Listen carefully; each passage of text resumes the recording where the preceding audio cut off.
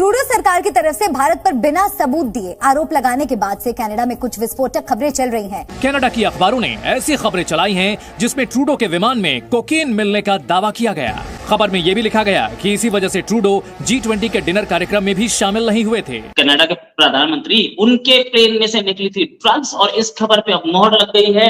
जब ये यहाँ दिल्ली आया था तो बहुत तनाव में था। क्रेडिबल रूमर्स हैं कि इसके जहाज में से कोकेन मिली थी हमारे स्निफर डॉग्स को, और फिर 2 दिन ही अपने होटल में कि कमरे में बंद रहा, बाहर नहीं आया। लोग कहते हैं कि नशे में था ड्रग्स के।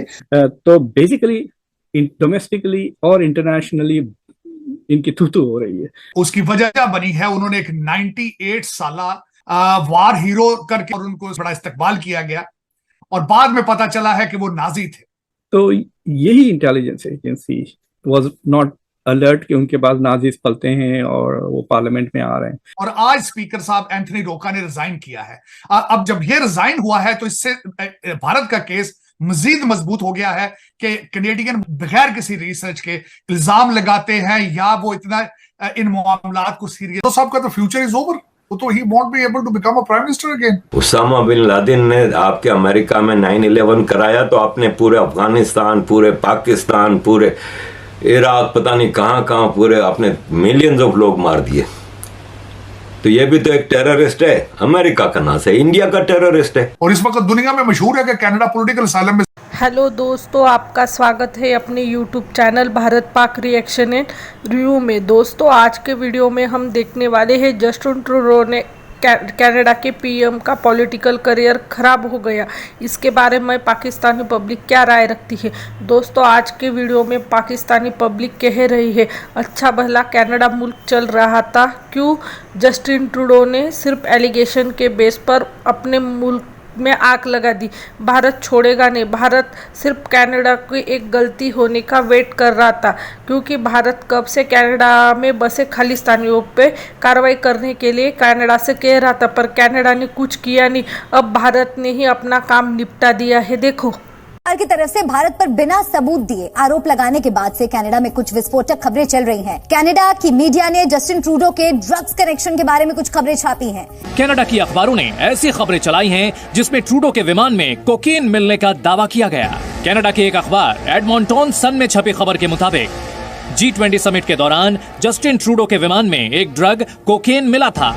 खबर में यह भी लिखा गया कि इसी वजह से ट्रूडो G20 के डिनर कार्यक्रम में भी शामिल नहीं हुए थे। मैंने करीब 1 हफ्ते पहले खबर दी थी कि जस्टिन ट्रूडो कनाडा के प्रधानमंत्री उनके प्लेन में से निकली थी ड्रग्स और इस खबर पे अब मोहर लग गई है। फॉर्मर डिप्लोमेट है दीपक बोरा, उन्होंने ये बात कंफर्म कर दिया। साथ में पूरी वर्ल्ड के अखबारों में ये खबर छाई हुई है, ये भी कि वो डिप्रेशन में थे इसलिए वो ड्रग्स ले रहे थे। आपने ट्रूडो के दिमाग के बारे में पूछा है क्या दिमाग उसका? उसको इंटरनेशनल रिलेशंस के बारे में क्या मालूम है? सर, क्या उसने शब्द इस्तेमाल किया था पार्लियामेंट के स्टेटमेंट में? Credible allegations. सर, मुझे भी किसी ने बताया है कि ये पागल हो गया आदमी। वो क्रेडिबल झूठ है। क्या मतलब? अगर क्रेडिबल है तो झूठ कैसे हो सकता है? झूठ है तो क्रेडिबल कैसे हो सकता है? अगर एलिगेशन है तो क्रेडिबल कैसे होगी? क्रेडिबल है तो एलिगेशन कैसे है? क्रेडिबल प्रूफ होता तो अलग बात है। जब ये यहाँ दिल्ली आया था तो बहुत तनाव में था। परेशान इसलिए कि 10 दिन पहले इसकी पत्नी इसको छोड़ के चली गई थी, इसकी इकोनॉमी खत्म हो रही है, और फिर ये भी हमें खबर मिली है। सर, अब मैं भी कह सकता हूँ ये क्रेडिबल रूमर्स हैं कि इसके जहाज में से कोकेन मिली थी हमारे स्निफर डॉग्स को, और फिर 2 दिन ही अपने होटल में कि कमरे में बंद रहा, बाहर नहीं आया। लोग कहते हैं कि नशे में था ड्रग्स के। तो कुछ कहा नहीं जा सकता कि इसका दिमाग में क्या है। मुझे हक नहीं है किसी की फैमिली को टारगेट करने का, लेकिन जब खून ही गंदा हो दोस्तों तो नीयत साफ कैसे रहेगी? आप लोगों के खून से रंगा है हाथ और अपनों के खून से रंगा है हाथ। खालिस्तानी वोटों के लिए ये अपनों की जान का सौदा करने से भी पीछे नहीं हटे, और साथ ही साथ कैसे अंतर्राष्ट्रीय स्तर पर ट्रूडो भाई साहब को जो तमाचे पर तमाचा पड़ रहा है। आज की तारीख में भी आज मैं उनकी पूरी पोल पटरी खोल दूंगा। मिस्टर ट्रूडो, यार एक बात तो बताओ, इतना प्यार है कनाडा में बैठे खालिस्तान से तो थोड़ा सा हिस्सा तोड़कर कनाडा का दे दो, बना लेंगे भगोड़े खालिस्तानी वहीं पर। यहां तो आने की हिम्मत नहीं है इनकी, और वैसे भी कनाडा का एरिया तो अच्छा खासा है यार, ऑलमोस्ट 9.98 मिलियन स्क्वायर किलोमीटर्स का।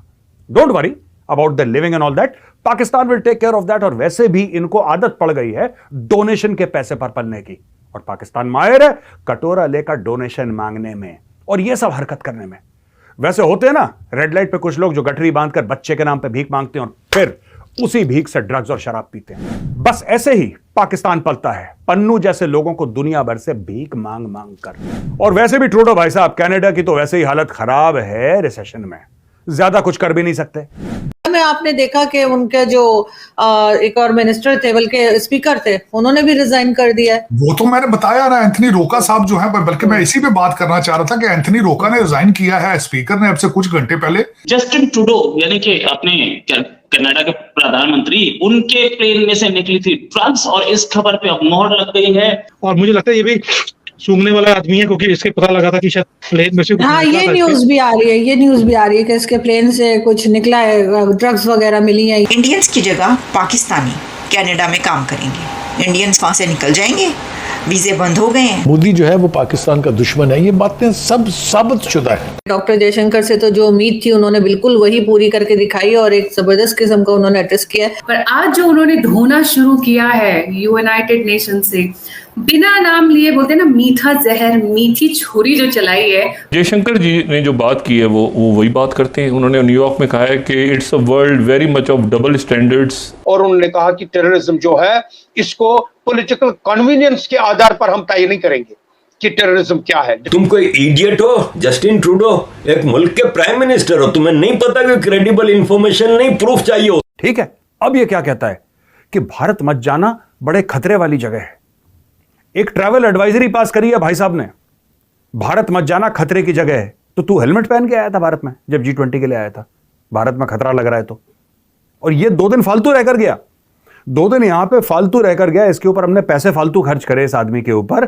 जब भारत इतना खतरे वाली जगह थी तो आप बोलते जो बाइडेन को कि बाइडेन साहब आप क्यों आ रहे हैं, ऋषि सुनक जी आप क्यों आ रहे हैं, ये आपके ऑस्ट्रेलिया के प्राइम मिनिस्टर हैं वो क्यों आ रहे हैं, दुनिया भर आई यहां पे।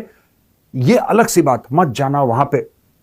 I know where you are coming from, हमें सब पता है ये जो तुम ड्रामा कर रहे हो, ठीक है, ये तुम्हारा वेस्ट और व्हाइट वाला जो मामला है ना, ये चलेगा नहीं, नोबडी इज इंप्रेस्ड, समझ रहे हो, ये बहुत पुराना हो गया कार्ड, या खालिस्तानियों पर चलाओ। खालिस्तानी वो हैं जो गोरी चमड़ी देख के जमीन पे गिर जाते हैं, जमीन पे अपने आप को गुलाम बना लेते हैं गोरों का। भारत में ये नहीं है, जो हमारा गंद था ना भारत का, जब हमने हाउसकीपिंग करी, जो कूड़ा करकट है वो खालिस्तानी। जानते होंगे कि कैनेडियन पार्लियामेंट में एक नाजी की बहुत धूमधाम से इस्तकबालिया किया गया, ही वाज फेलिसिटेटेड। नाजीज वो लोग हैं जो सेकेंड वर्ल्ड वॉर में वो जर्मनी के लीडर्स थे, और यहाँ पर खासतौर से वेस्ट में तो उनकी बहुत निंदा की जाती है, क्योंकि उन्होंने 6 मिलियन यहूदियों को मारा, जो बगैर किसी झझक, इसके बारे में कोई दो राय नहीं है कि ये इंसानी तारीख में, ह्यूमन हिस्ट्री में सबसे हेनस क्राइम था ह्यूमैनिटी के खिलाफ। तो उस तरह के एक बंदे को कैनेडियन पार्लियामेंट में 2 स्टैंडिंग ओवेशन दिए गए by the speaker of the house. What does it tell us about Canadian government? देखिए, इससे कई चीजें पता चलती है। पहले तो जो एंथनी रोटा है, जो स्पीकर ऑफ द हाउस है, उनकी जनरल नॉलेज बड़ी इतनी कम है कि जब कोई शख्स कहता है कि मैंने वर्ल्ड वॉर 2 में रशिया के खिलाफ लड़ा है, तो वो बड़े खुश हो गए। लेकिन रशिया के खिलाफ लड़ा कौन? ये तो एलाइज थे, ब्रिटेन, अमेरिका वगैरह।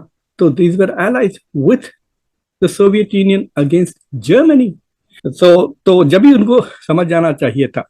दूसरी चीज ये है, इन्होंने बगैर सोचे, बगैर इन्वेस्टिगेट किए, बस किसी ने कहा कि देखिए हमारे पास एक 98 साल का बूढ़ा है जो रशिया के खिलाफ लड़ा था वर्ल्ड वॉर 2 में, तो इन्होंने कहा वाह व्हाट ए ग्रेट थिंग, मैं कितना जबरदस्त इंसान पेश हो जाऊंगा, अमेरिका पूरे कनाडा में मेरी तारीफ होगी, लेकर आओ उसको पार्लियामेंट में। इस सीरियस मौके पर जहां पे the security should be heightened, एक नाजी कैनेडियन पार्लियामेंट में आया और उसका स्टैंडिंग ओवेशन मिली। दैट टेल्स यू के बहुत इनकॉम्पिटेंस है उनकी सिक्योरिटी अरेंजमेंट्स में, उनकी इंटेलिजेंस गैदरिंग में और उनके गवर्नमेंट्स में। I think Trudeau should also take responsibility कि कनाडा में इतनी शर्मनाक वाकया हुआ है। उन्होंने खुद कह दिया कि ये कनाडा और कैनेडियंस के लिए, सारे कैनेडियंस के लिए और कैनेडियन पार्लियामेंट के लिए ये एम्बैरसमेंट है, उनके लिए नहीं है। ये बहुत ही कमजोर किस्म की बात है। This is passing the buck, वो स्पीकर को विक्टिम बना रहे हैं। दूसरी चीज ये है कि ये सवाल उठता है कि कैनेडियन इंटेलिजेंस है कितनी कॉम्पिटेंट। हफ्तों से इंडिया के साथ जो डिप्लोमेटिक स्पैट चल रहा है, वो स्पैट की वजह ये है कि according two Canadian intelligence with its allies five eyes, ये कह रहे हैं कि इंडियन डिप्लोमेट्स के खिलाफ उनके पास सबूत है कि वो they were somehow involve in the killing of a Khalistani Nijjar. अब इंडिया में उसको तो टेररिस्ट कहते हैं, he was labelled as terrorist. उन्होंने इंटरपोल को भी इसकी डॉसियर दी है। तो यही intelligence agency was not alert कि उनके पास नाजीज पलते हैं और वो पार्लियामेंट में आ रहे हैं। तो सवाल जरूर उठता है कि कैन कैनेडियन इंटेलिजेंस की कॉम्पिटेंस के ताल्लुक से तो बेसिकली डोमेस्टिकली और इंटरनेशनली इनकी थू हो रही है। आज की जो खबर है कि कैनेडियन स्पीकर साहब जिनका नाम एंथनी रोका है, उन्होंने रिजाइन कर दिया अब से 2 घंटे पहले। उसकी वजह क्या बनी है, उन्होंने एक 98 साला वार हीरो करके उन्होंने उनको बुलाया और उनको स्टैंडिंग उनको लिए बड़ी तालियां बजाई गई, बड़ा इस्तकबाल किया गया और बाद में पता चला है कि वो नाजी थे।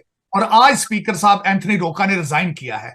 अब जब ये रिजाइन हुआ है तो इससे भारत का केस मजीद मजबूत हो गया है कि कैनेडियन बगैर किसी रिसर्च के इल्जाम लगाते हैं या वो इतना इन मामलात को सीरियस नहीं लेते। बगैर रिसर्च किए किसी को बुला के अपनी कैबिनेट में उसको हाईएस्ट अवार्ड देना, फिर उसके बाद में जब वो निजर के मर्डर की बात है, वो उनके बारे में भारत के अंदर उनके खिलाफ कई केसेस मौजूद थे, बजाय रिसर्च करके उनको सिटीजनशिप दी जाती या उनको यहां रखा जाता। और जब एक्स्ट्राडिशन का भारत का मुतालबा था तो उस चीज को भी अकोमोडेट नहीं किया गया। तो नजर ये आता है कि कनाडा जो है उनको देखना होगा कि फ्यूचर के अंदर जिन लोगों को यहाँ पे रखते हैं, अकोमोडेट करते हैं। दोस्तों, पाकिस्तानी बोल रहे हैं भारत ने कनाडा को आइसोलेट कर दिया और जस्टिन ट्रूडो का पॉलिटिकल करियर खत्म कर दिया। जस्टिन ट्रूडो आज तक कोई सबूत भारत को नहीं दे सके। इससे कनाडा में चल रहे ढीले शासन का पता चल गया। भारत बहुत बुरी तरह से कनाडा को नंगा कर रहा है और जस्टिन ट्रूडो की सरकार पर भी क्वेश्चन खड़े कर दिए हैं। ये बदला हुआ मोदी का भारत है, मारता कम है, घसीटता ज़्यादा है, ऐसे पाकिस्तानी बोल रहे। भारत अपनी डिप्लोमेसी का पूरेपूर फायदा उठा रहा है और जस्टिन ट्रूडो की सरकार की कमियां पूरे वर्ल्ड को बता रहा है। जस्टिन ट्रूडो अपने ही घर में घिर गए हैं। विपक्षी पार्टियों ने जस्टिन ट्रूडो के नाक में दम कर दिया है। जस्टिन ट्रूडो के विमान में G20 के दौरान ड्रग्स मिले थे, ऐसे कनाडा की मीडिया में चला रहा है। कनाडा में जस्टिन ट्रूडो की लोकप्रियता बहुत कम हो गई है और कनाडा के पार्लियामेंट में नाजी जर्मन को बुला के उसका सम्मान किया गया। ऐसे 2-3 बेवकूफ़ी के कारण जस्टिन ट्रूडो का सरकार सवालों के घेरे में है। वर्ल्ड में कनाडा की छवि खराब हो गई है। आज के लिए बस इतना ही। अगर आप हमसे जुड़ा रहना चाहते हैं, कृपया हमारे चैनल को लाइक करें, सब्सक्राइब करें, शेयर करें। जय हिंद, जय भारत।